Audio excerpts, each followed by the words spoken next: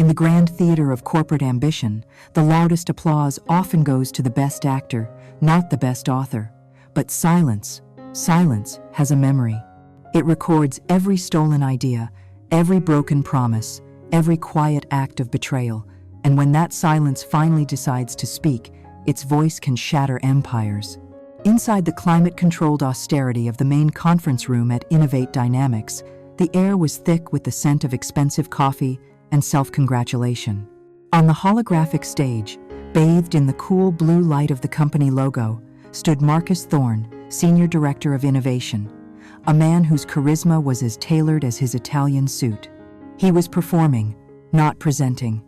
His voice, a smooth and confident baritone, painted a masterpiece of corporate mythology. He spoke of vision, of sleepless nights, of a relentless drive to reshape the future. The subject of his sermon was a project codenamed Chimera, a revolutionary AI-driven analytics platform poised to generate billions. He called it his legacy. And in the third row, almost invisible amongst the sea of dark suits and eager faces, sat Liam Carter. Liam wasn't watching the presentation. He was experiencing it as a slow-motion car crash. Every word from Marcus's lips was a shard of glass piercing something deep inside him. His vision, his sleepless nights, his code. He could feel the phantom sensation of his fingers on the keyboard, the memory of eureka moments in the dead of night, the complex architecture of Chimera that lived in his mind like a city he had built from scratch. He had come here today expecting a moment of recognition, the moment when Marcus, his mentor, would finally turn the spotlight on the true architect. He had envisioned a simple nod, his name mentioned, a small acknowledgement of the 18 months of his life he had poured into this creation.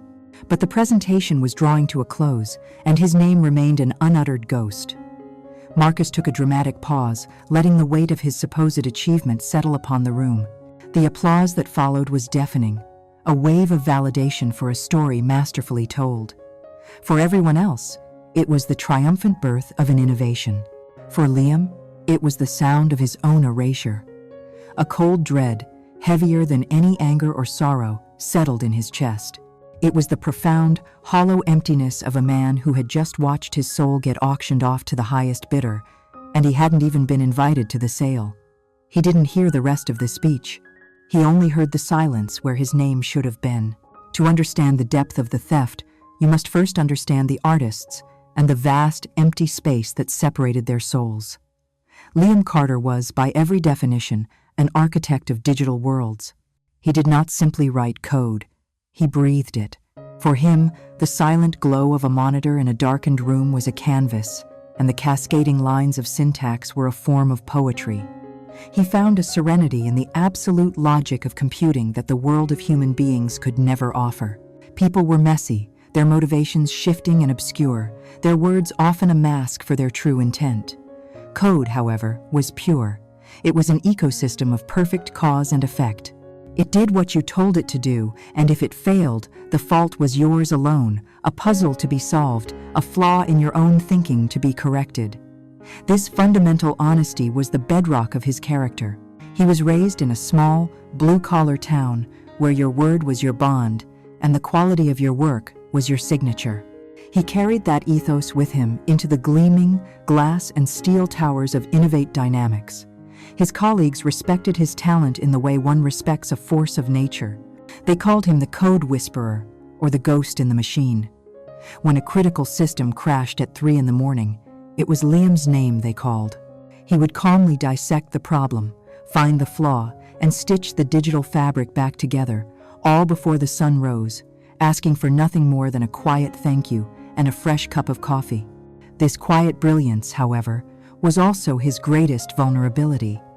He believed, with a profound naivety, that the work would speak for itself. He saw promotions, recognition, and success as the logical output of a function called effort. He failed to account for the unpredictable variables of human ambition and jealousy.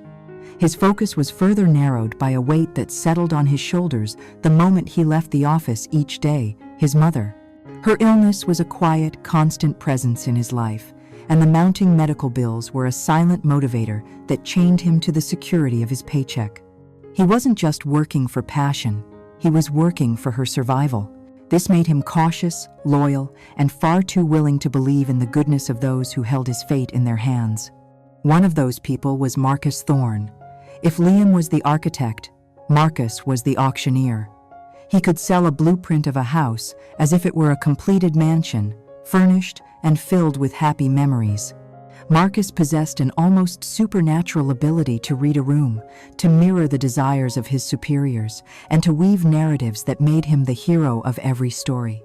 He had risen through the ranks not on a foundation of technical expertise, but on a cloud of confident handshakes, perfectly timed compliments, and the uncanny ability to absorb the credit of those around him, like a black hole absorbs light.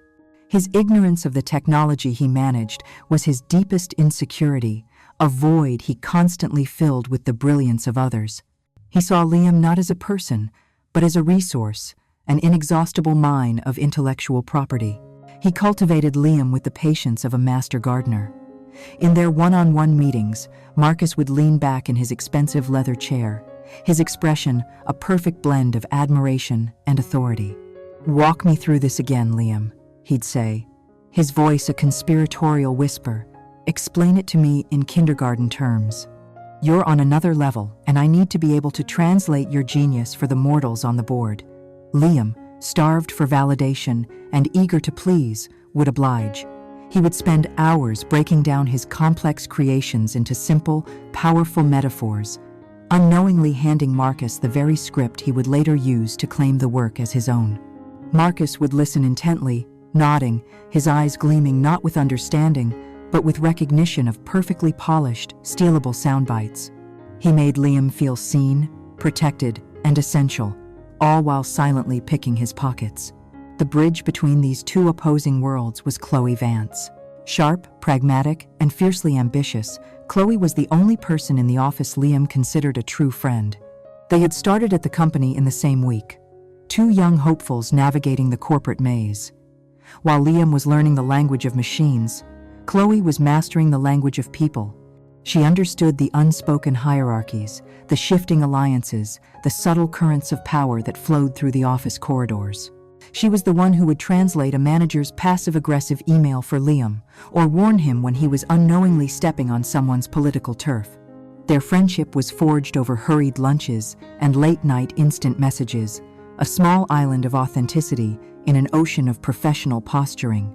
Chloe admired Liam's raw talent, but she also saw his naivety as a dangerous liability. "You need to be more visible, Liam," she'd often tell him, stirring her latte. "It doesn't matter if you're the best, if no one in charge knows who you are." He would just smile and shake his head, convinced that the elegance of his work was all the visibility he needed. Yet, even in her friendly advice, there was a flicker of her own core philosophy. Chloe believed in working hard, but she also believed in working smart. And in the world of Innovate Dynamics, working smart meant aligning yourself with power. She was a good person with a strong moral compass, but the magnetic pull of career advancement was a force she was finding increasingly difficult to resist. This trio formed a fragile, imbalanced ecosystem. Liam, the creator, generated the value. Marcus, the charlatan, extracted and sold that value. And Chloe, the navigator, stood between them, a friend to one and a subordinate to the other, watching the inevitable collision approach, all while calculating her own safest path through the wreckage. Project Chimera was not born in a sterile boardroom, whiteboarded into existence by a committee. It began, as most revolutionary ideas do, as a quiet obsession in a solitary mind. For months, Liam had been haunted by the inefficiency of Innovate Dynamics' data infrastructure. It was a lumbering beast of patched-together legacy systems, a digital Frankenstein's monster that cost the company millions in wasted hours and missed opportunities. Where others saw a necessary evil, Liam saw an insult to the elegance of pure logic. He saw a better way. The idea for Chimera came to him not all at once, but in fragments, on his commute home, in the shower, in the moments just before sleep. He began sketching its architecture in a worn-out notebook, the pages filled with diagrams that looked more like celestial maps than flowcharts. It would be a living system, an intuitive neural network that didn't just store data, but understood it, learned from it, and could predict future patterns with uncanny accuracy. It was ambitious, it was beautiful, and it was entirely his. He worked on the prototype in the stolen hours of his life, fueled by cold pizza and an unshakable belief in his creation. Weekends blurred into a marathon of coding.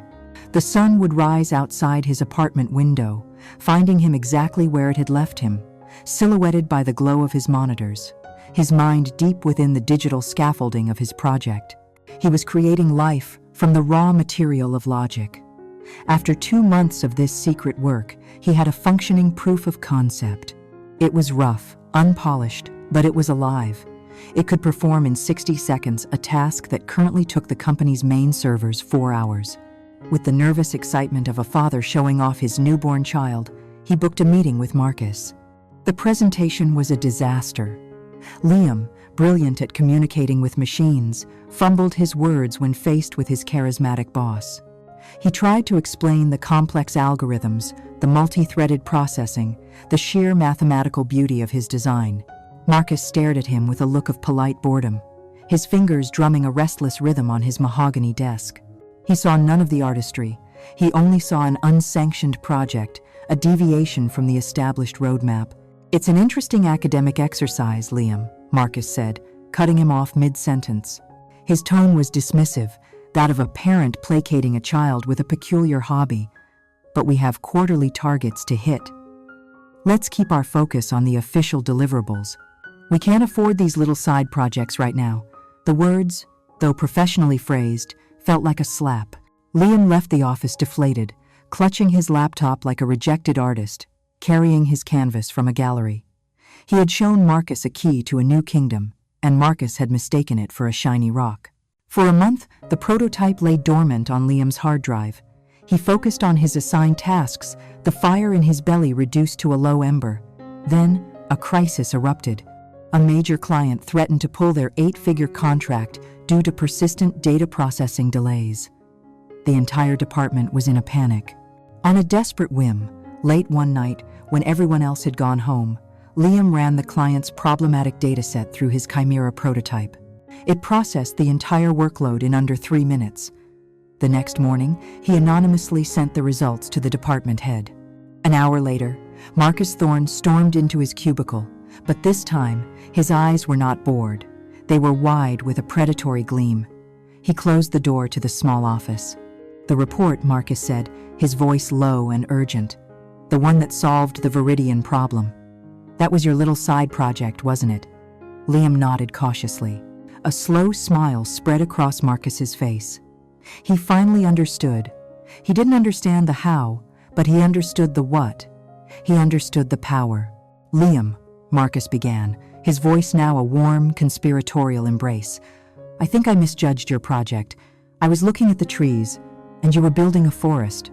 This isn't a side project. This is the future of the entire company."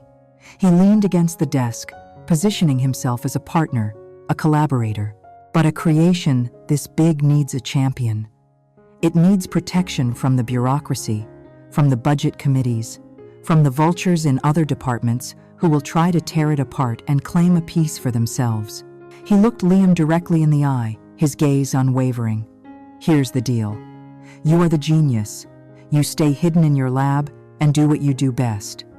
Build it. Perfect it. Don't worry about anything else. I will be your shield. I will fight the political battles. I'll secure the funding. I'll handle the executives.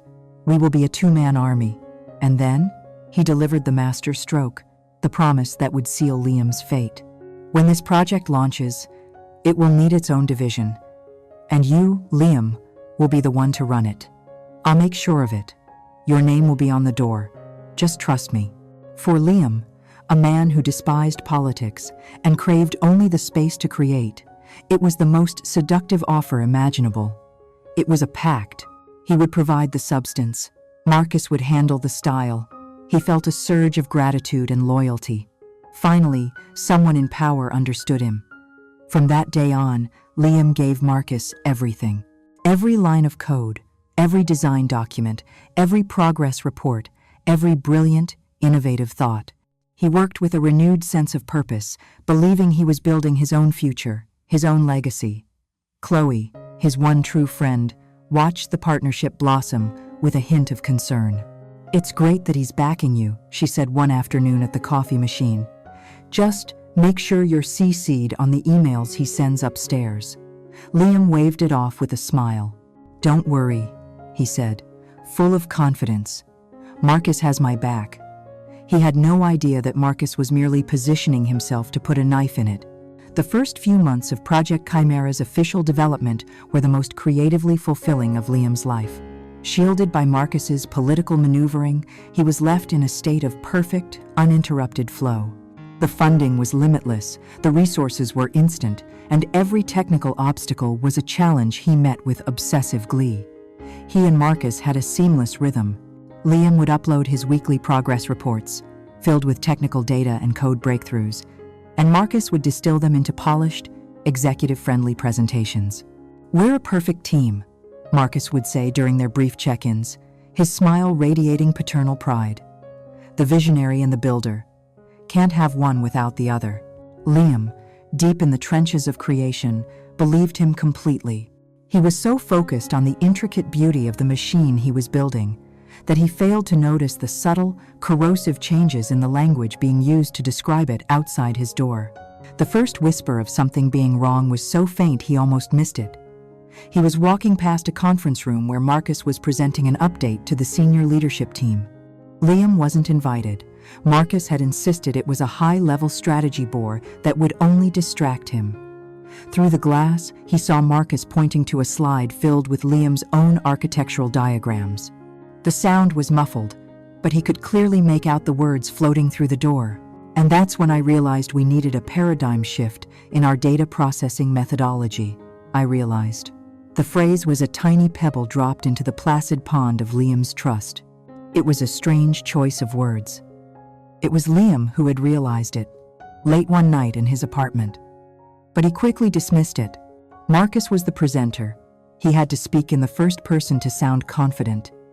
He was just doing his job, playing the part. He was selling their vision.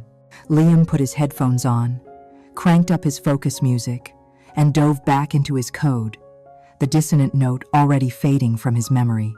A week later, Chloe stopped by his desk, a troubled look on her face. She held a printout of an internal company newsletter. The front page featured a story on Innovate Dynamics' bold new direction, with a large, smiling photo of Marcus Thorne. The article, titled "Marcus Thorne's Vision for the Future of Data," spoke glowingly of Project Chimera. It mentioned Marcus's name 17 times.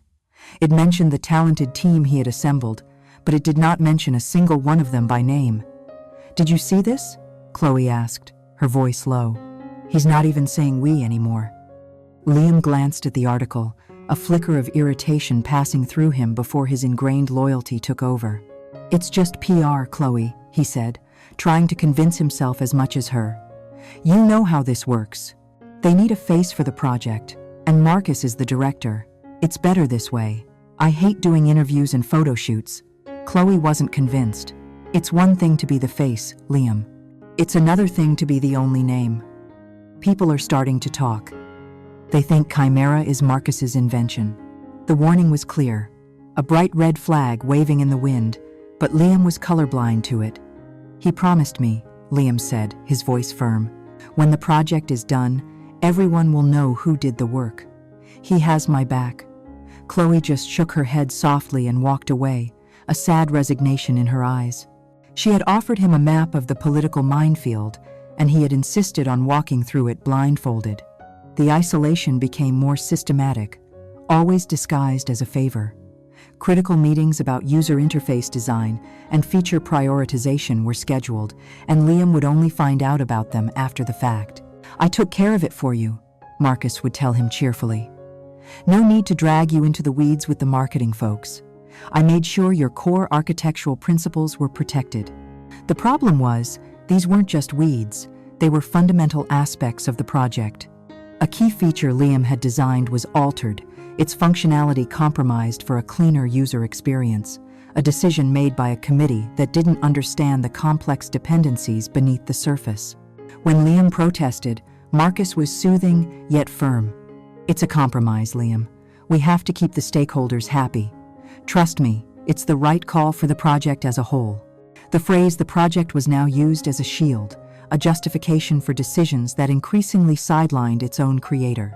The final, and perhaps most insidious, strategy was the public distribution of praise. Marcus became incredibly generous with his acknowledgments, but only for the smallest of contributions.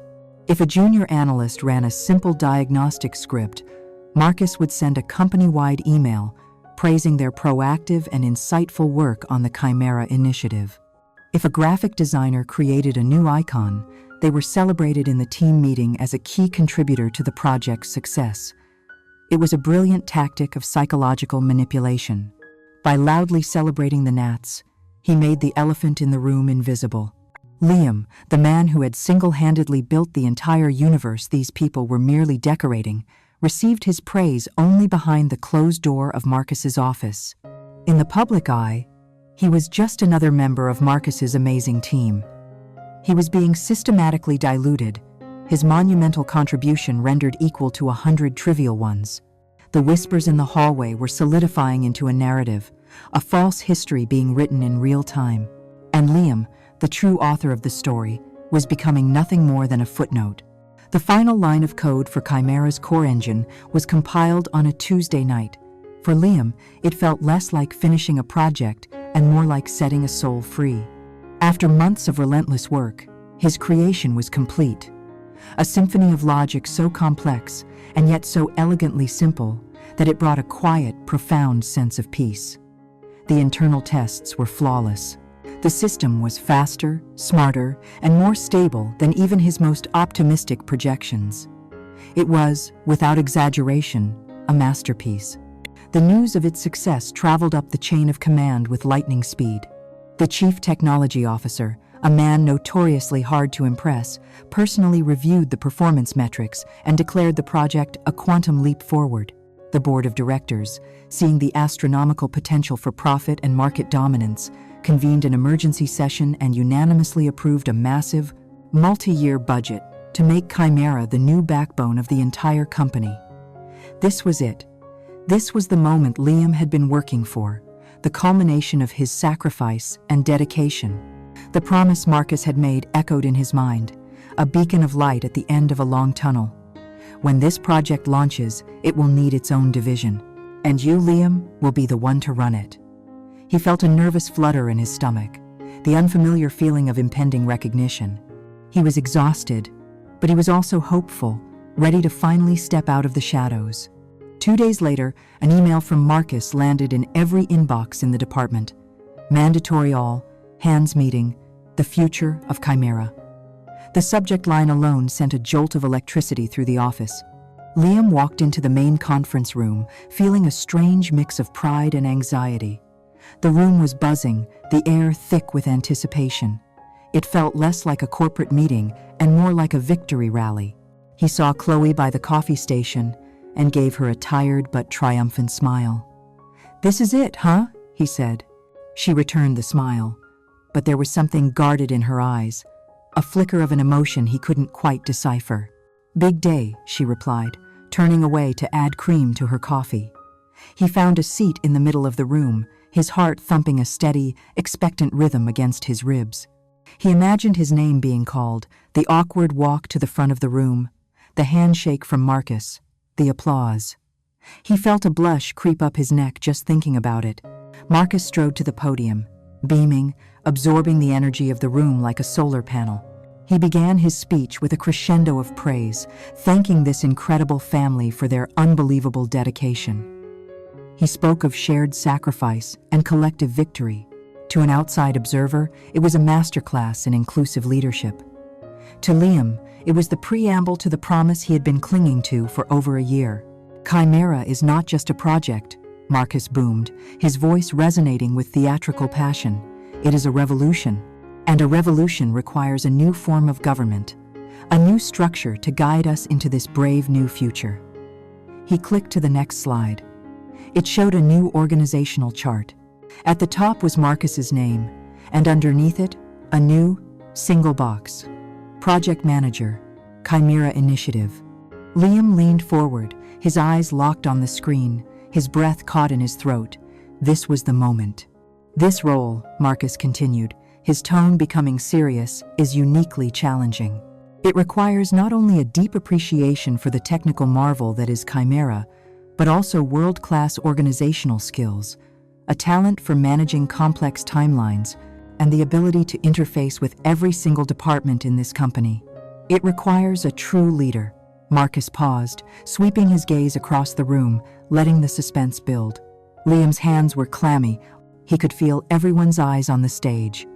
And then, Marcus smiled his widest, most charming smile. "It is my immense pleasure," he announced, his voice reaching a crescendo, "to tell you that I have found that leader right here, within our own family. Please join me in congratulating your new project manager." Chloe Vance. The name struck Liam with the force of a physical blow. For a split second, the world seemed to tilt on its axis, the sound in the room warping and fading into a dull roar.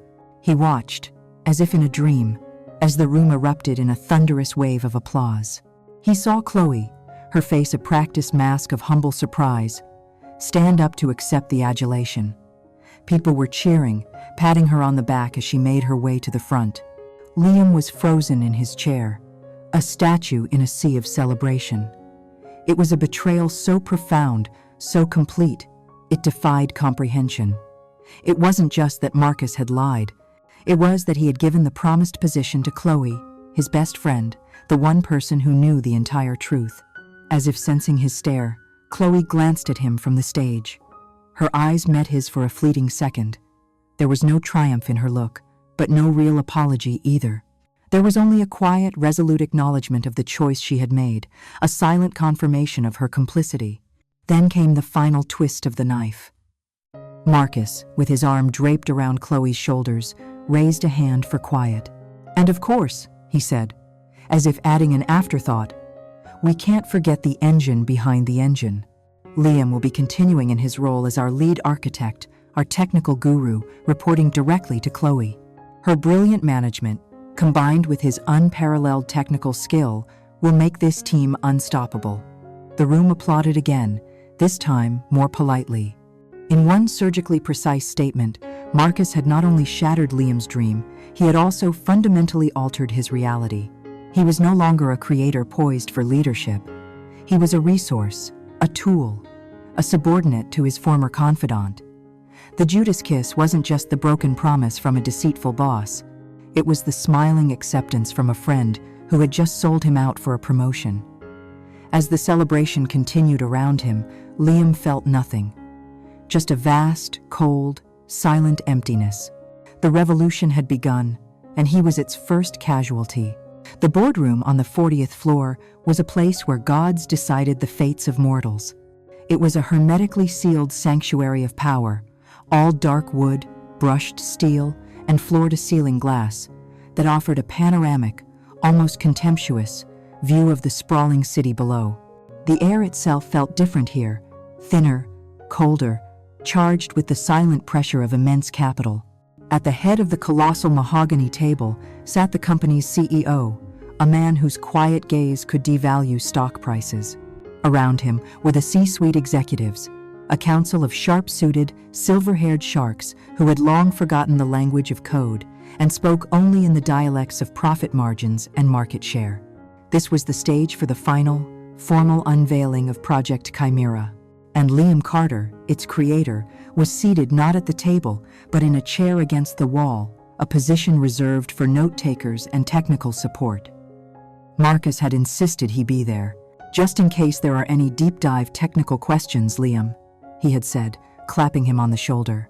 "You're my safety net." It was a lie disguised as a compliment, a command masquerading as a request.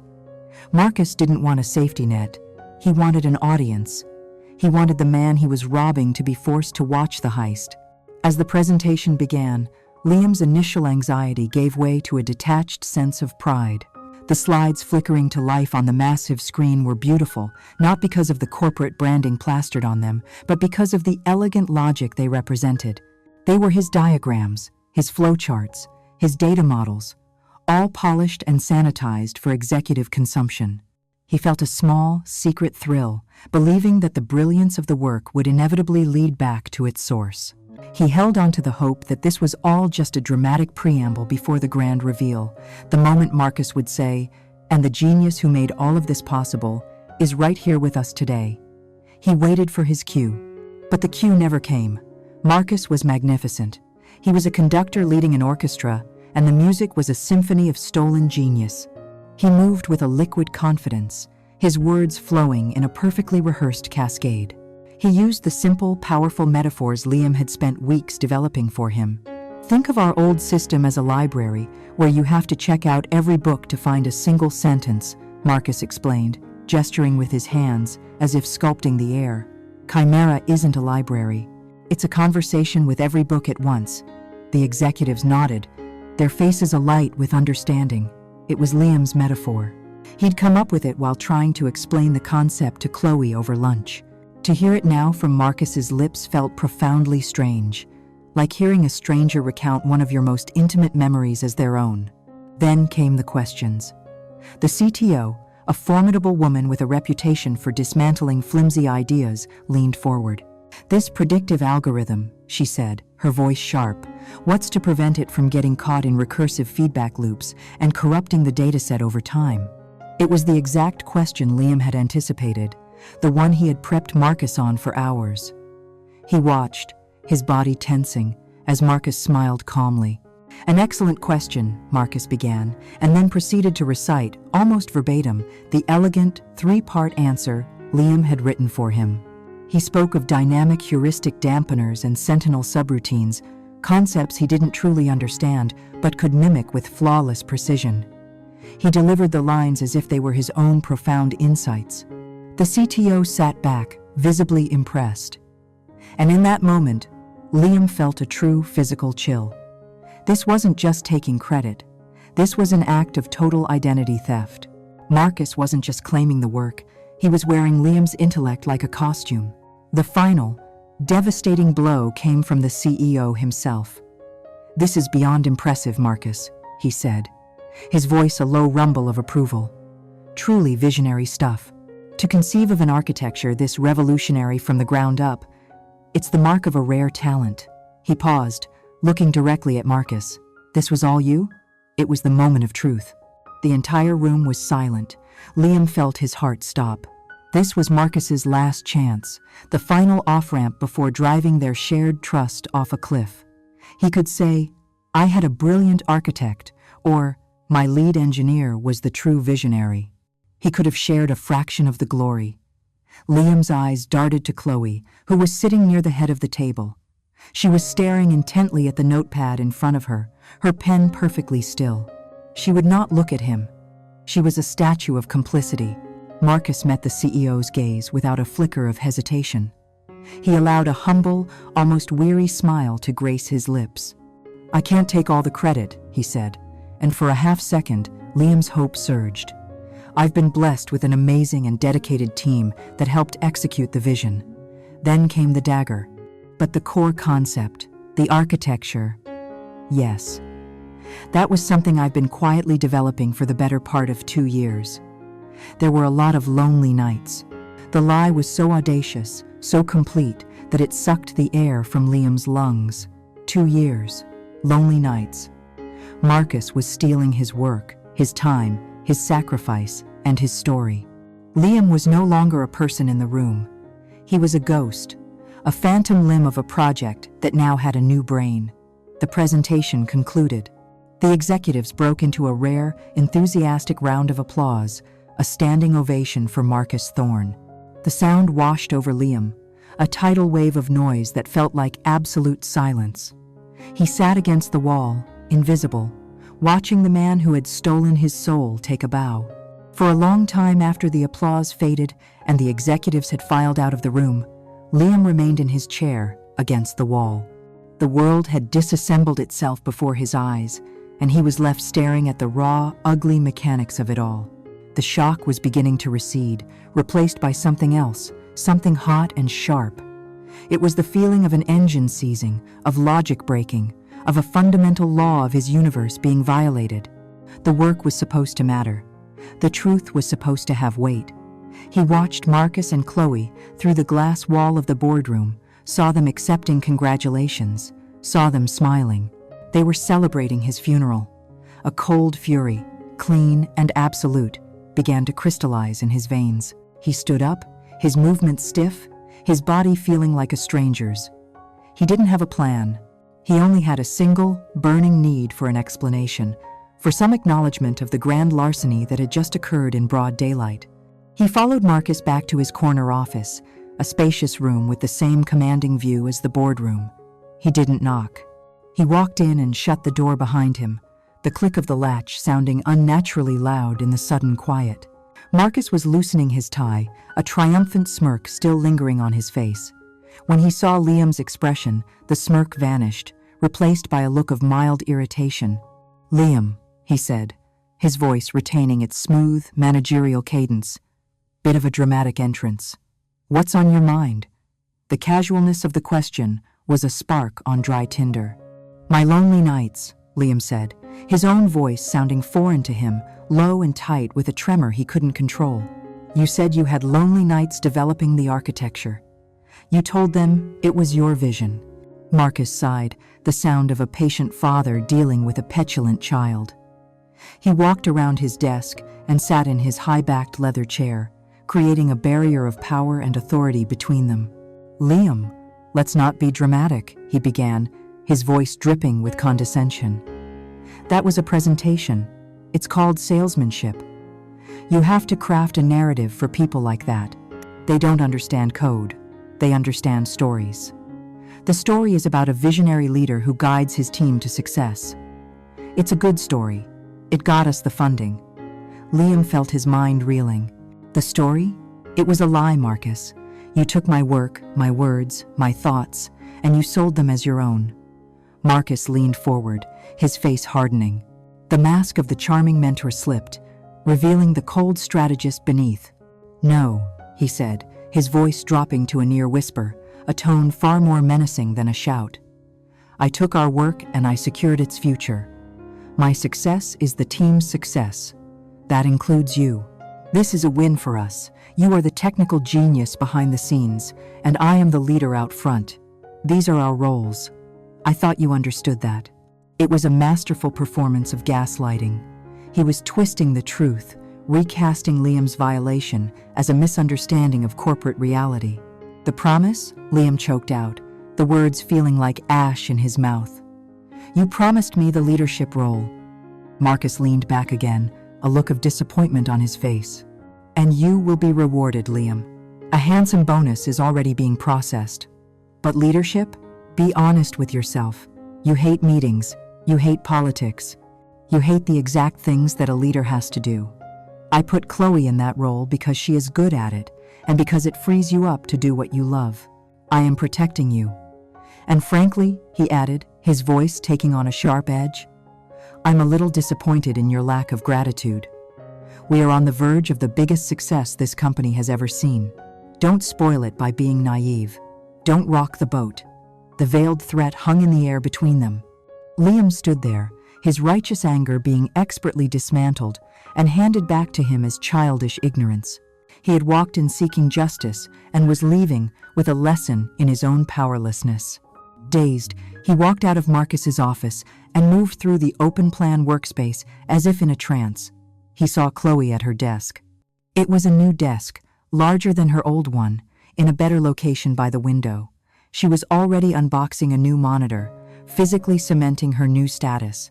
He walked up to her, his shadow falling over her keyboard. She looked up, and for a moment, he saw genuine guilt in her eyes before it was quickly suppressed by a wall of defensive professionalism. "Liam," she said softly. "Chloe, why?" It was all he could manage to ask. "You were there from the beginning. You saw me build it. You sat in that room and you let him lie." She flinched, refusing to meet his gaze, focusing instead on arranging a stack of papers. "What did you expect me to do?" she whispered, her voice barely audible. "Stand up and call the senior director a liar in front of the CEO?" I'd have been escorted out of the building before he finished his sentence. "I have a mortgage, Liam. I have a career. Her excuses were a torrent of self-preservation. "He offered me the job last week," she confessed, still looking down. "I didn't know what to say. It's the opportunity of a lifetime. I told him you deserved it, but he has his own way of seeing things." The betrayal felt even deeper, learning it had been premeditated. "So you said yes," Liam stated, the emptiness returning. "You said yes to a promotion built on a lie. A lie about me." She finally looked up at him, her eyes pleading but her resolve firm. "I'm sorry," she said, the words sounding hollow and inadequate. "I truly am. I hate that it happened this way. But it's done. The best thing you can do now is just, Dane, keep your head down. Do the work. It's a great project. Let's not make this awkward. Let's not make this awkward." She was asking him to swallow the poison so she could enjoy the meal. That was the moment their friendship ceased to exist. He had confronted his two betrayers. One had told him he was a fool, the other had told him to be a quiet one. He turned and walked back to his own small desk in the noisy, open-plan office, feeling the weight of 100 indifferent stares. He had never, in his entire life, felt so utterly and completely alone. The days that followed the confrontation were a masterclass in quiet cruelty. There was no grand drama, no shouting matches, no formal disciplinary action. Instead, Liam was subjected to a slow, methodical erosion, a professional death by 1,000 paper cuts. The office, once a place of creation and intellectual challenge, transformed into a pristine, well-lit prison. His first official communication from his new manager, Chloe, arrived not in person, but as a sterile email with the subject line, "Chimera Codebase Documentation Initiative." She was assigning him the task of writing technical manuals for the system he had built. It was the digital equivalent of forcing a master architect to write the assembly instructions for a piece of flat-pack furniture. It was a task for a junior programmer, an intern. It was busy work, designed not for productivity, but for humiliation. It was a clear, unspoken message: your creative role is over. You are no longer an architect. You are a janitor, here to sweep up the digital dust.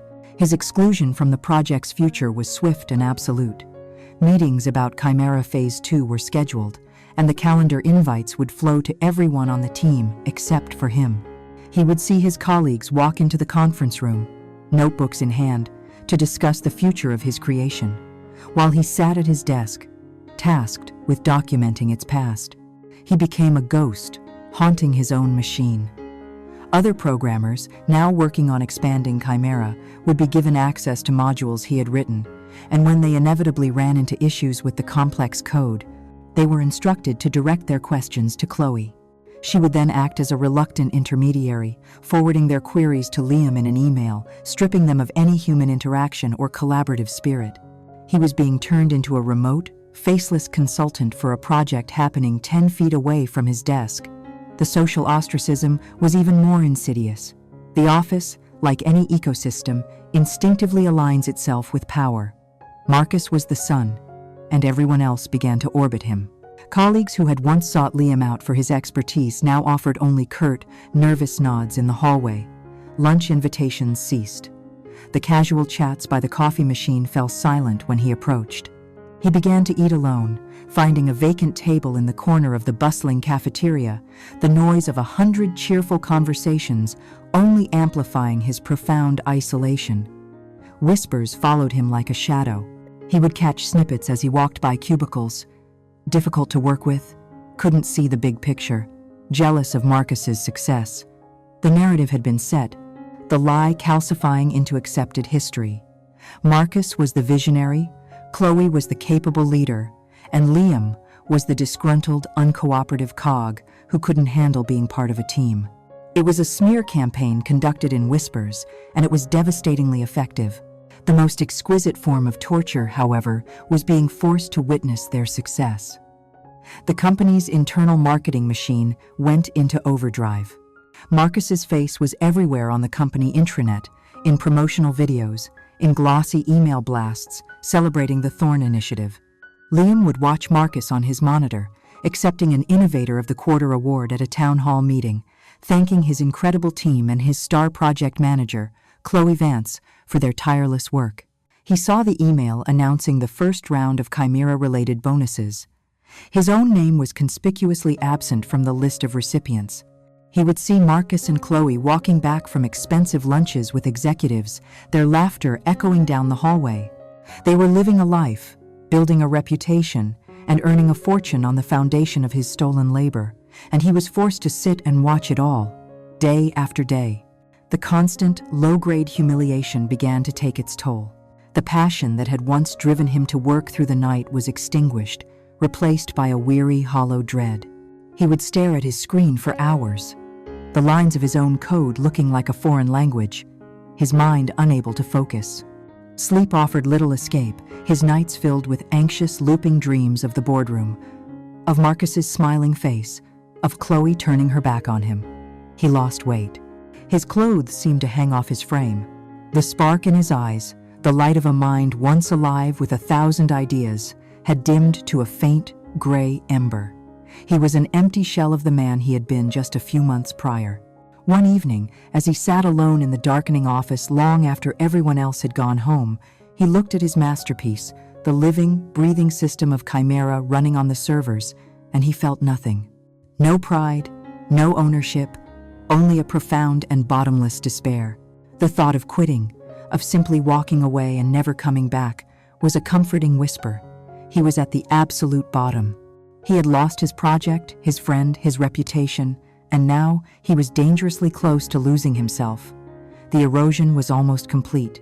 One Friday evening, the office was a tomb. The frantic energy of the week had dissipated, leaving behind a profound silence, broken only by the low hum of the servers in the distant data center. Liam was the last one there, a lone sentinel in a sea of darkened monitors and empty chairs. On his screen, a cursor blinked rhythmically on a blank document titled Resignation. For weeks, this had been his nightly ritual.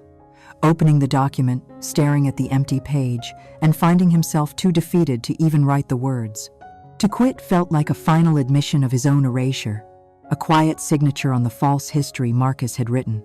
He felt a despair so heavy it was physical, a weight pressing down on his chest, making it hard to breathe. He had given his genius, his passion, his very soul to this place, and in return it had hollowed him out, leaving a ghost in his place. He leaned back in his chair, his eyes drifting unfocused across the millions of lines of code visible on his other monitors. It was muscle memory more than conscious thought that led him to start navigating the labyrinthine directory structure of Chimera's source code.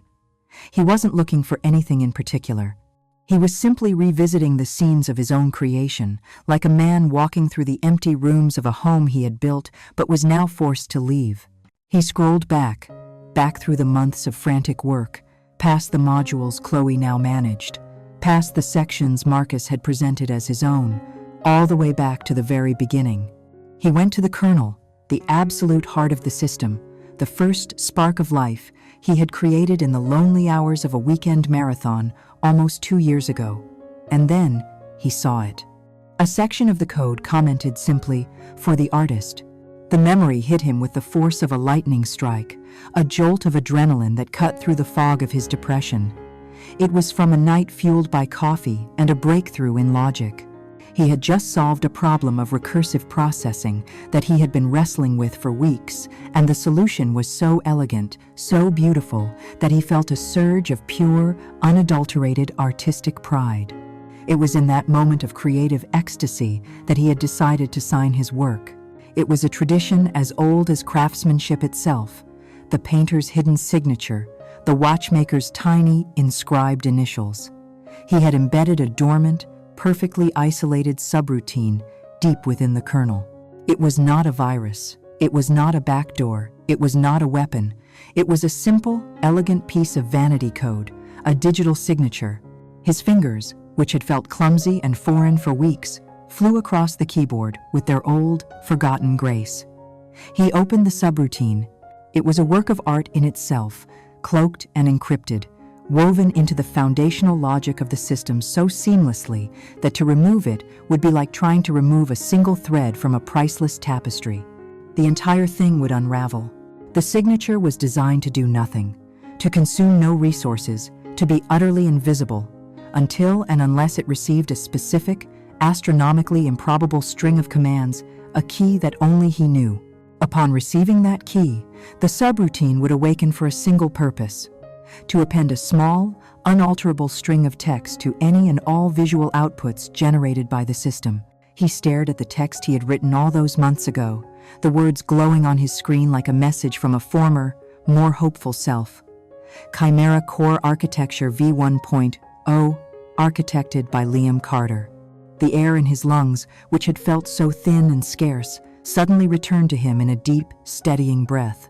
The despair, the crushing weight of his powerlessness, did not vanish, but it was transformed. It was forged into something new, something cold and hard and sharp. It became purpose. He realized, in that silent, empty office, that he had been trying to fight the wrong war. He had tried to appeal to the humanity of men who had none. He had tried to fight politics with reason, and lies with the quiet truth. But they had left him one battlefield where they could not follow, a territory where he was not a victim, but a god, the world of the code. Marcus and Chloe could manage the project. They could take the credit, they could steal the glory, but they couldn't touch the machine's soul. He alone owned that. A slow, cold smile touched Liam's lips for the first time in months. This was not a tool for petty revenge. It was a mechanism for absolute truth. He would not destroy Chimera. He loved his creation too much for that. He would not sabotage the company. He would simply force the machine to speak its own name, to reveal its own creator. But when? The plan began to form, not in a rush of angry emotion, but with the cool, methodical precision of an architect designing his final, greatest structure. It couldn't be done on an ordinary Tuesday. It couldn't be in an internal email or a quiet meeting. It had to be on the brightest possible stage. It had to be at a moment of Marcus Thorne's ultimate triumph, his peak of arrogance. Liam needed to wait, to bide his time, to continue playing the part of the beaten, demoralized cog. He would do his menial work. He would endure the isolation. He would swallow the humiliation. He would let Marcus climb higher and higher, puffing himself up with stolen pride, completely unaware of the pinprick of truth that was waiting for him at the summit. Liam moved his mouse and closed the resignation letter, deleting the empty file without a second thought. He looked out the window, at the endless grid of city lights, a universe of anonymous, striving souls. For the first time in a long time, he did not feel like one of them. He felt like a man holding a key to the only door that mattered. The silence was no longer his prison. It was now his camouflage. The weeks leading up to the official launch of Chimera were a blur of corporate pageantry. Innovate Dynamics, betting its future on the project, decided to forego a simple press release in favor of a full-blown spectacle. It was to be called Innovate, Ascend, a lavish industry event designed to announce to the world that the company was no longer just a player, but a kingmaker. The office was consumed by a manic, celebratory energy. For Liam, it was like watching a foreign nation prepare for a festival celebrating a god he knew to be false. He performed his menial tasks with a placid, almost zen-like demeanor. His calm was mistaken for defeat by the few who noticed him at all. Marcus and Chloe were too busy, too important, to pay him much mind.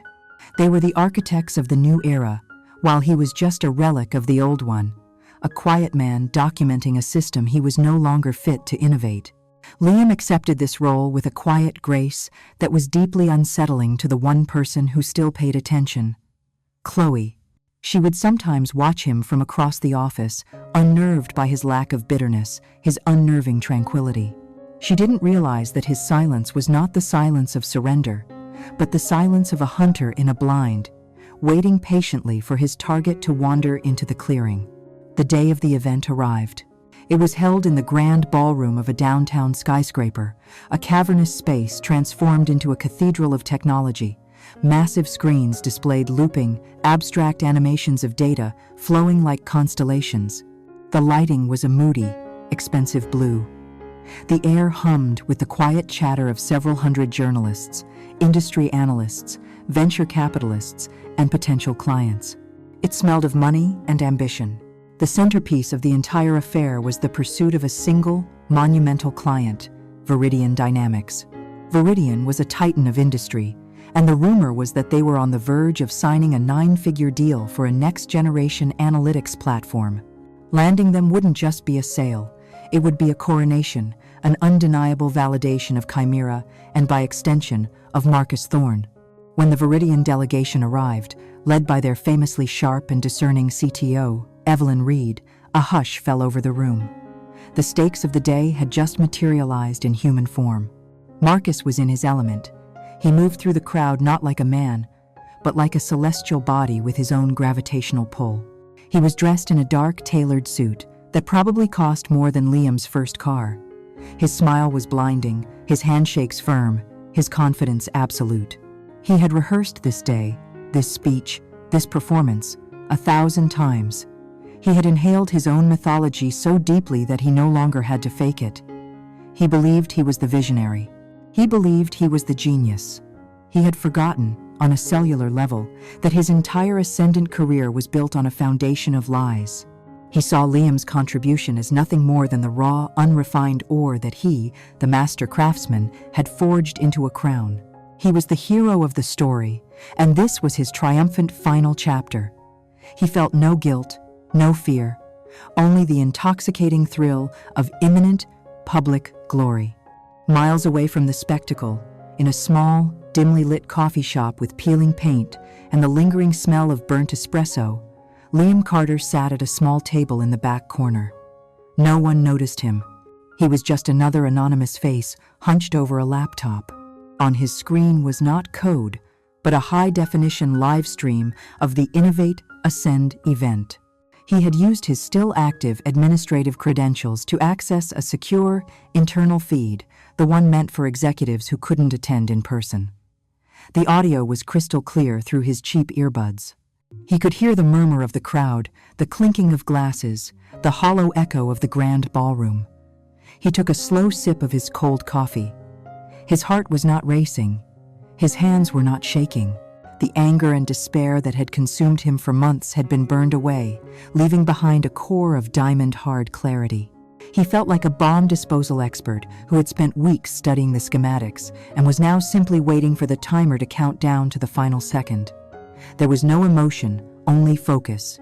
He had one task to perform, a single line of code to execute, a single key to turn in a lock that he had built long ago. He watched as Marcus took the stage to thunderous applause. The spotlights converged on him, making him the sole point of light in the vast darkness.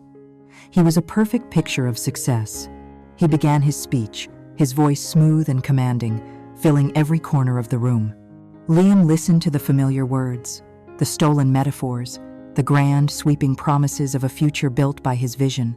He watched the faces in the crowd, saw the journalists taking notes, the investors nodding in approval, the rapt expression on the face of Viridian's CTO. It was a perfect deception, a flawless performance. Marcus was building his legend, brick by stolen brick, higher and higher. The speech reached its crescendo. "Enough talk about the future," Marcus boomed, his voice resonating with manufactured passion. "Let me show it to you." He walked over to a sleek podium at the center of the stage. On the massive screen behind him, the Chimera interface appeared, clean and beautiful.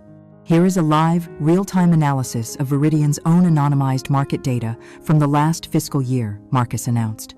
A direct and audacious appeal to the most important person in the room. Let's ask Chimera to find the single most profitable, untapped market segment. A task that would normally take a team of analysts 6 months. Liam's fingers hovered over his keyboard. The timer had reached its end.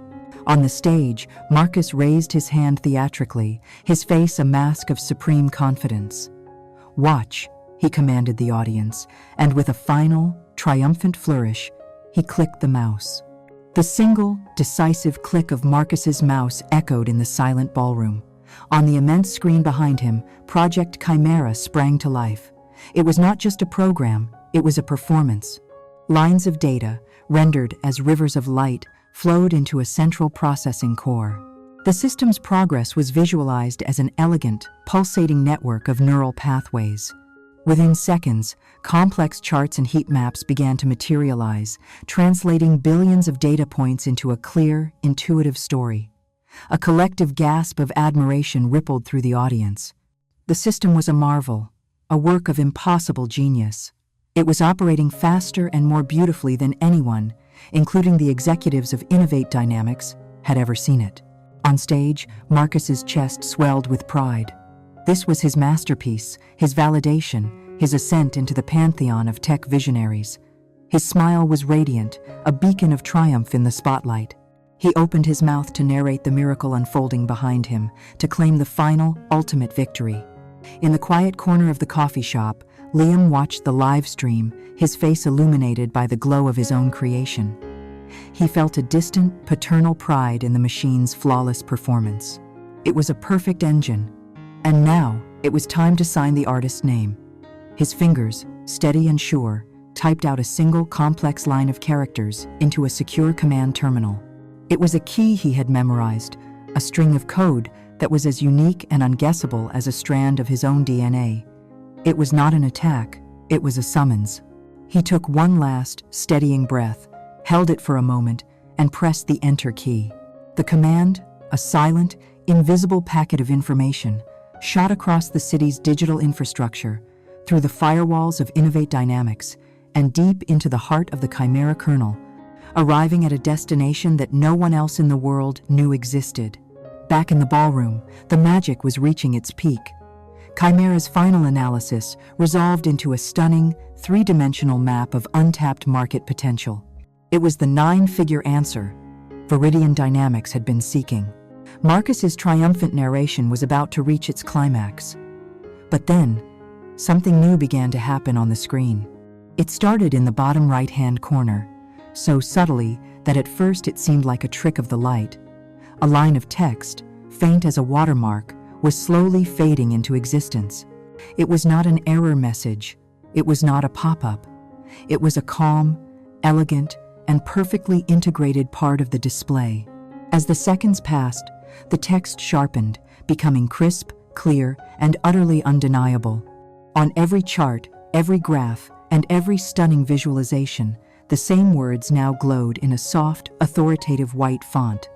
Chimera Core Architecture V1.0, architected by Liam Carter. For a few moments, nothing happened. The audience was so mesmerized by the data that they didn't immediately register the signature. The first to notice was a tech journalist in the front row who squinted, leaned forward, and then scribbled furiously in his notebook. He nudged the person next to him. A quiet whisper started, a single ripple that quickly spread through the dead silent room. Heads began to tilt. Fingers began to point. The murmur grew from a few people into a low, confused hum that swept across the entire ballroom. On stage, Marcus, blinded by the spotlights and his own ego, was the last to understand. He faltered mid-sentence, sensing the shift in the room's energy. He glanced behind him at the screen, his triumphant smile still plastered on his face. He saw the data, and then he saw the name. The transformation was horrific. The confident smile didn't just fade, it collapsed. The blood drained from his face, leaving behind a waxy gray pallor. His mouth hung slightly open as his brain furiously tried, and failed, to process the impossibility on the screen. His name, Liam Carter's name, branded onto his masterpiece, in front of the entire world. He was frozen, a statue of stolen valor struck by a bolt of absolute truth. The camera feed Liam was watching panned briefly to the front row. The CEO of Innovate Dynamics was no longer looking at the stage. He was staring at Marcus, his face a mask of cold, controlled fury. His knuckles were white where he gripped the armrest of his chair. Beside him, Chloe's professional composure had completely shattered. Her face was ashen, her eyes wide with a look of pure, unadulterated terror. She looked like someone who had just watched a ghost materialize at her own wedding. But it was the reaction of Evelyn Reed, the CTO of Viridian Dynamics, that was the most telling. She wasn't angry. She wasn't confused. She leaned back in her chair, a slow, knowing smile spreading across her face. She looked at the name on the screen, then at the imploding man on the stage, and then back at the name. She looked thoroughly, deeply intrigued. She wasn't just witnessing a product launch, she was witnessing a coup, a story of rebellion written in the language of the digital age, and she was utterly captivated. In the coffee shop, Liam watched Marcus freeze. He saw the whispers, the pointing fingers, the dawning horror on the faces of the executives. He had seen enough. The calculation was complete. The truth was out. A seed planted in 1,000 minds, a permanent record in 100 journalists' notebooks. His work was done. There was no surge of triumphant joy, no thrill of vengeance. There was only a quiet, profound sense of equilibrium, the feeling of a deeply unbalanced equation finally being set right. He calmly disconnected from the network, closed the lid of his laptop, and placed a few dollars on the table for his coffee. He slid the computer into his worn backpack, stood up, and walked out of the cafe, melting into the anonymous stream of people on the afternoon sidewalk. Behind him, the digital empire he had built was beginning to burn, but ahead of him, for the first time in a very long time, the path was clear. The chaos that erupted in the ballroom was immediate and absolute. The live stream cut to a generic innovate, a send logo, but for those in the room, the damage was irreversible. Marcus Thorne stood frozen on the stage for a full 10 seconds, a deer caught in the blinding headlights of his own public execution, before two stern-faced men in dark suits, the company's senior security, walked onto the stage and quietly, but firmly, escorted him away. His career didn't end with a bang, but with a humiliating, silent retreat from the spotlight he so desperately craved. The fallout for Innovate Dynamics was catastrophic. The Viridian deal was, of course, dead on arrival. The press, who had come for a product launch, left with a far more sensational story of corporate fraud and public humiliation. An internal investigation was launched, and it was swift and brutal. Faced with the undeniable truth branded on the screen and the threat of legal action, Chloe Vance crumbled. In a desperate act of self-preservation, she told the investigators everything, providing a full timeline, emails, and chat logs that painted a damning portrait of Marcus's calculated, year-long campaign of deception. She saved herself from termination, but not from disgrace. She was demoted, moved to a different department, and left to languish in a career purgatory of her own, making a manager with no one to manage and a future with no room for advancement. In the days that followed, Liam's phone rang incessantly with calls from Innovate Dynamics. He ignored them all. He knew what they wanted. They would offer him a groveling apology, a promotion, a massive raise, anything to get him to come back and fix the mess, to control the narrative. But the thought of returning to that office, to that toxic ecosystem of ambition and deceit, left him feeling nothing but cold exhaustion. He had exposed the truth. He had no desire to go back and live amongst the ruins. He was sitting in his small apartment, contemplating what to do with the rest of his life, when a call came from a number he didn't recognize. He hesitated, then answered. "Is this Liam Carter?" The voice on the other end was female, calm, and carried an unmistakable air of authority. It was a voice that didn't waste words. Liam confirmed it was him. "This is Evelyn Reed," the voice said. "I'm the CTO of Viridian Dynamics. I was at your presentation the other day." Liam's mind went blank. He expected an accusation, or perhaps a demand for an explanation. "I'm not calling about the chaos you caused at Innovate Dynamics," Evelyn continued, as if reading his mind. "Frankly, I'm not interested in their internal drama. I'm interested in the artist's signature. Mr. Carter, for the last 10 years, I have sat through hundreds of product demos. They are, without exception, the most boring part of my job.